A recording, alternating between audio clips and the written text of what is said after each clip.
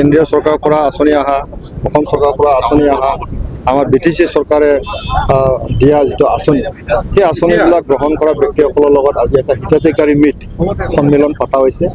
ইয়াত 10,000তকৈ বেছি আমাৰ হিতাধিকাৰীসকলে উপস্থিত হৈছে।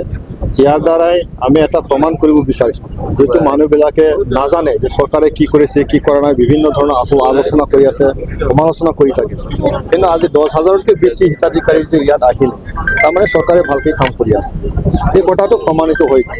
আৰু কথাটো একেবাৰে স্পষ্ট, চৰকাৰ হিচাপে প্ৰমোদ বড়ো ডাঙৰীয়া চিফ হিচাপে দায়িত্ব লোৱাৰ পিছত তেখেতে এটা চিন্তা কৰি আছে, যিটো চৰকাৰৰ অভিভাৱক হিচাপে নিজৰ নাগৰিকৰ দুখ সুখ বেদনা এইবিলাক চোৱা চিতা কৰাটো দায়িত্ব আছে।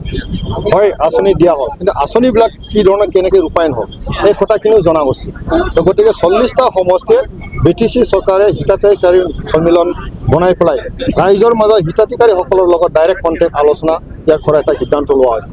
ধুনীয়া এটা সিদ্ধান্ত হ'ল, আলোচনা হ'ল, আৰু দেখা পাল যে ইয়াত চৰকাৰী যিটো আঁচনি ভালদৰে ৰূপায়ণ হৈ আছে আৰু চিধা এটা কণ্টেক্ট হৈ গ'ল চৰকাৰ আৰু আমাৰ হিতাধিকাৰীসকলৰ লগত। তেনেকৈ কোনো আগত বিগত সময়ছোৱাত তেনেকৈ কোনো সন্মিলন হোৱা নাছিল, হিতাধিকাৰীৰ লগত ডাইৰেক্ট কণ্টেক্ট হোৱা নাছিল। চিফ মহোদয় নিজে উপস্থিত হৈছে, কথা পাতিছে, চবৰ লগৰ মনৰ কথা বুজি পাইছে। এইটো এটা ডাঙৰ এটা পদক্ষেপ মই ভাবোঁ। এতিয়া 40টা সমষ্টিত হৈ গ'ল আৰু আজি চিৰাং সমষ্টিত 14 নম্বৰ চিৰাং সমষ্টি হৈ গ'ল, ধুনীয়া এটা পৰিৱেশ হৈ গ'ল। মই ভাবোঁ ইয়াৰ দ্বাৰাই ৰাইজৰ উপকৃত হ'ব আৰু অনাগত দিনত আমাৰ চৰকাৰখনে কি আঁচনি ল'লে বেছিকৈ ভাল হ'ব, ইয়াৰ কাৰণে এটা বুজিবৰ কাৰণে ভাল সুবিধা পাব।